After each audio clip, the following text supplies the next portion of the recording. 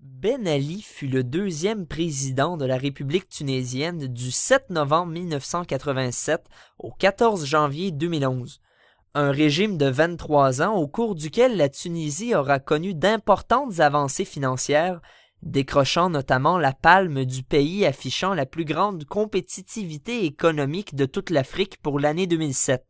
Ces réussites financières ont cependant pris place au sein d'un régime politique souvent qualifié d'autoritaire, où la force policière est bien présente et les droits humains parfois bafoués.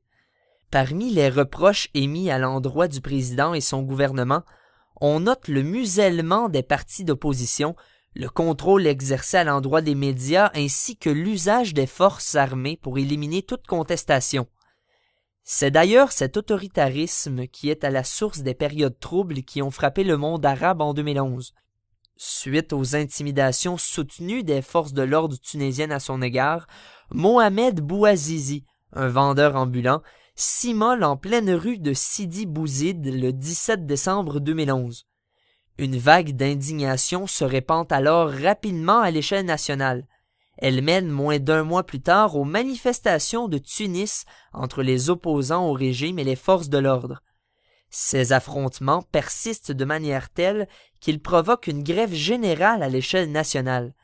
Ben Ali se voit alors contraint de fuir le pays le 14 janvier 2011, laissant du même coup vacante la présidence tunisienne. Suite à l'exil de Ben Ali, un gouvernement d'union nationale est formé. Ce dernier est constitué d'une coalition de plusieurs partis où les ministres nommés sont de divers horizons politiques. Cette union est également enchâssée par la promesse de reconnaître l'ensemble des partis ou associations politiques qui en feront la demande, en plus de libérer la totalité des personnes incarcérées en raison de leurs activités politiques. La chute de Ben Ali ne met toutefois pas fin aux tensions. L'Union nationale connaît elle-même de nombreux problèmes à l'interne, alors que plusieurs ministres s'opposent à ce que le gouvernement soit composé d'élus ayant œuvré au sein de l'ancien gouvernement. Parmi les postes les plus controversés, on retrouve le premier ministre sortant, Mohamed Ghannouchi, qui conserve ses fonctions au sein de l'Union nationale. Nombre de ces ministres démissionnent alors en guise de protestation et le parti vole en éclats une journée seulement après qu'il eut été créé.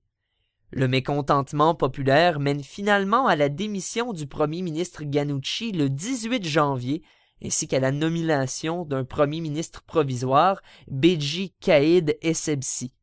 Ce dernier annonce le 7 mars 2011 la composition de son gouvernement, en plus de la création d'une assemblée constituante tunisienne, la toute première issue d'un scrutin libre depuis l'indépendance de la Tunisie en 1956. En dépit du changement de gouvernement, le poste de président demeure toujours vacant.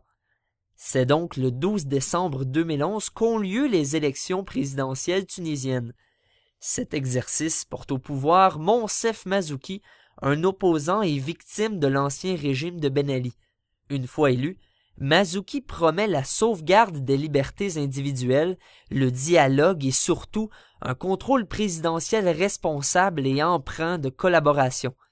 Il déclare que les décisions relatives à la gouverne de l'État devront désormais être prises de concert avec la présidence et l'Assemblée constituante. Qualifiant de malheureux le régime qui l'a précédé, Mazouki ajoute « La Tunisie n'attend plus de sauveur, plus jamais ça ». En dépit de la fin de la dictature de Ben Ali, bon nombre de craintes demeurent bien présentes en Tunisie. À ce sujet, plusieurs appréhendent la montée d'un islamisme radical. En outre, les tensions religieuses ainsi que les blessures causées par l'ancien régime rendent la stabilité sociale et politique du pays pour le moins fragile.